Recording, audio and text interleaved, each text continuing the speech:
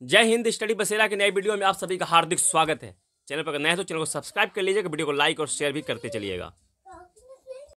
चलिए स्टार्ट करते हैं आज का इंपॉर्टेंट प्रश्न। पहला प्रश्न बहुत ही इंपॉर्टेंट है, इसके बारे में पूरा डिटेल देखेंगे। बहुत ही प्रश्न बनते हैं यहाँ से। चुनाव आयोग को उसके पद से कौन हटा सकता है? ऑप्शन ए राष्ट्रपति, ऑप्शन बी प्रधानमंत्री, ऑप्शन सी मुख्य चुनाव आयुक्त की सिफारिश पर राष्ट्रपति, ऑप्शन बी मुख्य चुनाव आयुक्त। तो सही जवाब हो जाएगा ऑप्शन सी। ऑप्शन सी सही जवाब हो जाएगा। इस सेम कलर मिल जा रहा नहीं, रेड ले लेता हूं। सी नंबर हो जाएगा सही जवाब। ऑप्शन सी हो जाएगा। मुख्य चुनाव आयुक्त की सिफारिश पर राष्ट्रपति हटा सकते हैं। क्वेश्चन को समझना है ध्यान से। चुनाव आयुक्त की बात की जा रही है और यहाँ है मुख्य चुनाव आयुक्त। मुख्य चुनाव आयुक्त सिफारिश करते हैं।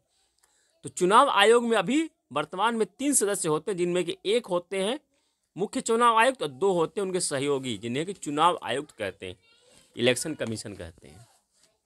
तो इन दो में से 2 की बात की जा रही है। एक प्रश्न में ये दोनों की बात की जा रही है। दोनों को किस तरह से हटाया जाता है?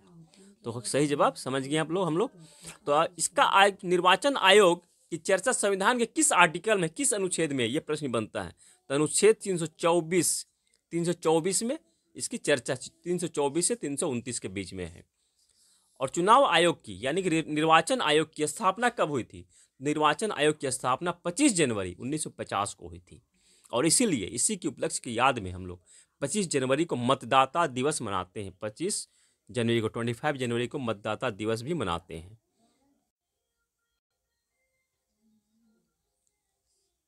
चलिए अब देखते हैं अब क्या प्रश्न बन सकते हैं यहाँ से। तो जो 3 निर्वाचन आयोग होते हैं, निर्वाचन आयोग में 3 सदस्य होते हैं, तो उनका कार्यकाल कितने साल का होता है? सब दोनों का ही कार्यकाल अलग अलग होता है। जो मुख्य निर्वाचन आयुक्त होते हैं उनका कार्यकाल 6 वर्ष या फिर 65 साल, जो पहले हो जाएगा 65 ईयर्स। उनके यदि उनका एज 65 ईयर्स पहले हो गया 5 साल में ही, तो वो फिर हट जाएंगे। अगर 65 ईयर्स नहीं होता तो 6 साल तक, कंप्लीट 6 साल तक वो उस पद पर बने रहेंगे। ये मुख्य चुनाव आयोग की बात की जा रही है। 3 में से 1 + 2, तो ये हो गया 1 की बात। ये जो 2 होते हैं, 2 चुनाव आयुक्त होते हैं, उनकी जो समय सीमा है वो भी 6 साल तक पद पर बने रह सकते हैं, परंतु उम्र सीमा जो है 65 ईयर्स है।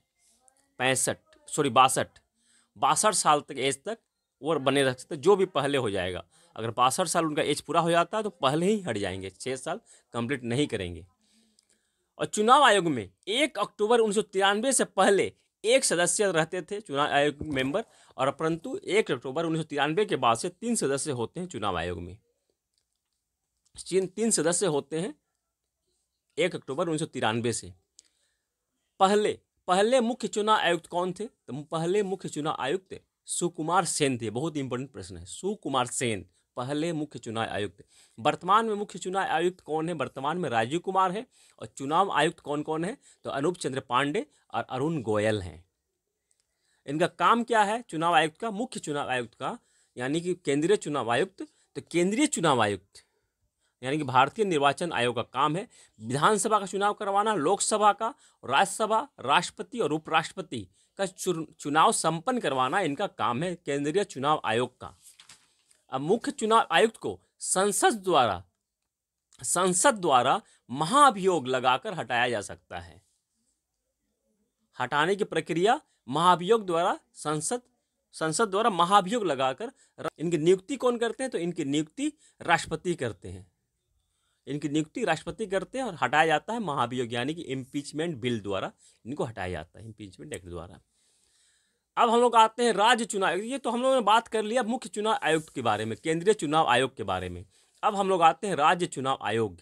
तो राज्य चुनाव आयोग का काम क्या है? तो राज्य चुनाव आयोग का काम है जो क्षेत्रीय चुनाव होते हैं यानी कि पंचायत का चुनाव, नगर पालिका चुनाव, जिला परिषद का चुनाव, इस तरह का जो क्षेत्रीय चुनाव है उसको कंडक्ट करवाते हैं, उसको ये संपन्न करवाते हैं राज्य चुनाव आयुक्त। राज्य चुनाव आयोग द्वारा ये संपन्न करवाया जाता है। तो राज्य चुनाव आयुक्त की नियुक्ति कौन करती है? प्रश्न बनता है।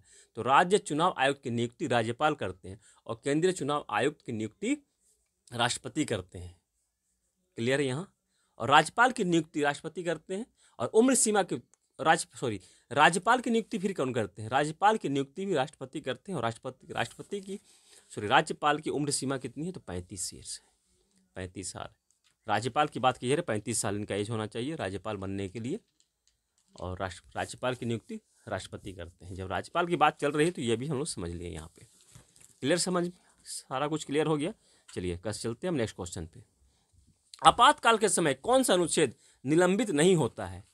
ऑप्शन ए अनुच्छेद 15, ऑप्शन बी अनुच्छेद 19, ऑप्शन सी अनुच्छेद 20 और 21, ऑप्शन डी अनुच्छेद 32। तो इस प्रकार सही जवाब हो जाएगा ऑप्शन सी, अनुच्छेद 20 और 21 जो आर्टिकल है यह इमरजेंसी के समय भी यानी कि आपातकाल के समय भी निलंबित नहीं होता है।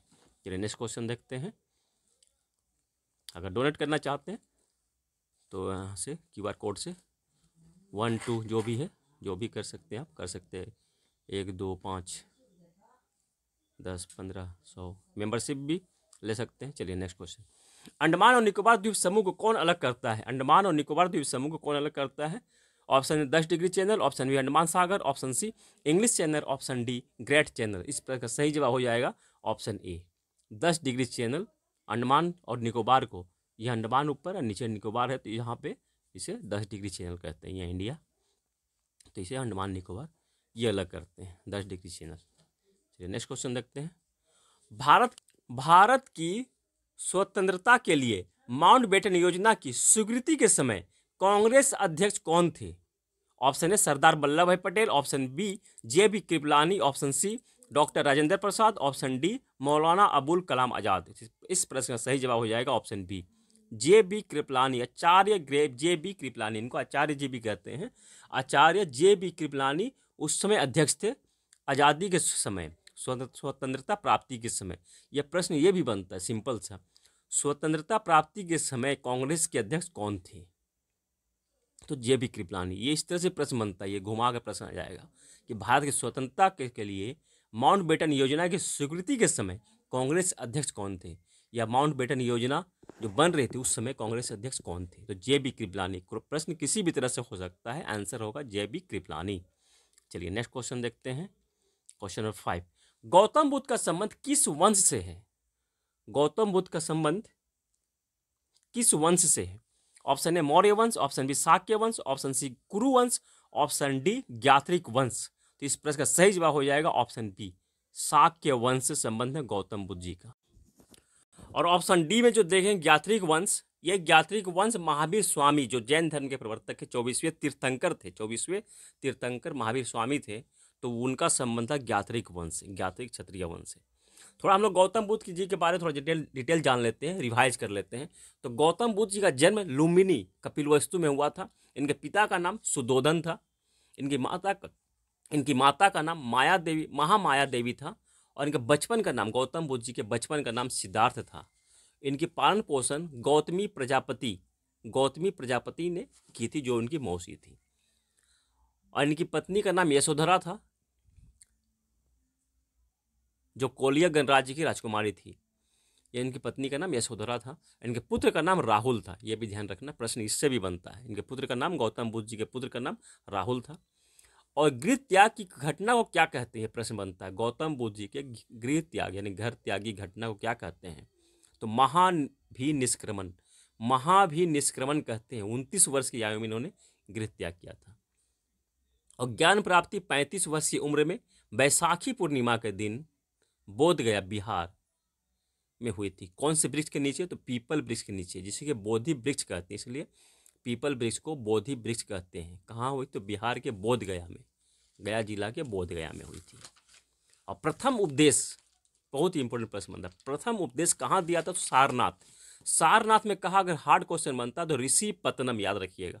सारनाथ के ऋषिपत्तनम में उन्होंने पहला उपदेश दिया था गौतम बुद्ध जी ने, ऋषिपत्तनम में। और पहले उपदेश जो दिया था, इस घटना को क्या कहते हैं? तो धर्म चक्र प्रवर्तन। पहले उपदेश देने की क्रिया के घटना को क्या कहते हैं? तो धर्म चक्र प्रवर्तन कहते हैं। और गृह त्याग की घटना को कहते हैं महाभिनिष्क्रमण। और मृत्यु इनकी कब हुई थी? तो इनकी मृत्यु भी बैसाखी पूर्णिमा के दिन ही हुई थी। इनकी जो ज्ञान प्राप्ति हुई थी बैसाखी पूर्णिमा के दिन ही, मृत्यु भी बैसाखी पूर्णिमा के दिन ही हुई थी। और इस घटना को क्या कहते हैं? इनका जो निधन हो गया उस घटना को क्या कहते हैं बौद्ध धर्म में? तो महापरिनिर्वाण, महापरिनिर्वाण कहते हैं इस घटना को। इनकी मृत्यु कहाँ हुई थी? तो कुशीनगर में हुई थी। कुशीनगर में इनकी घटना निधन हुई थी। इस तरह से इम्पोर्टेंट प्रश्न हम लोगों ने देखा यहाँ। और इन्होंने किस भाषा में इन्होंने अपना ज्ञान दिया था, उपदेश किस भाषा में देते थे, तो पाली भाषा में अपना उपदेश देते थे। और गौतम बुद्ध कौन सी भाषा का प्रयुक्त करते थे, सॉरी महावीर स्वामी, गौतम बुद्ध तो पाली भाषा का, तो महावीर स्वामी कौन सी भाषा का प्रयोग करते थे, तो प्राकृत भाषा का प्रयोग करते थे, ये भी ध्यान रखिए। चलिए नेक्स्ट। चलिए आज का इतना ही इम्पोर्टेंट सेशन आप लोगों को कितना पसंद आया, आप लोगों को हेल्पफुल रहेगा इसी आशा और उम्मीद के साथ, और आप सबकी सफलता की मंगल कामना के साथ मिलते हैं फिर नए वीडियो में। चैनल को अब तक आपने सब्सक्राइब नहीं किया तो सब्सक्राइब जरूर कर लीजिएगा, और वीडियो को लाइक और शेयर भी करते चलिएगा। चलिए मिलते हैं फिर नए, और अगर चलिए मिलते हैं फिर, तब तक जय हिंद, स्वस्थ रहें, मस्त रहें, धन्यवाद।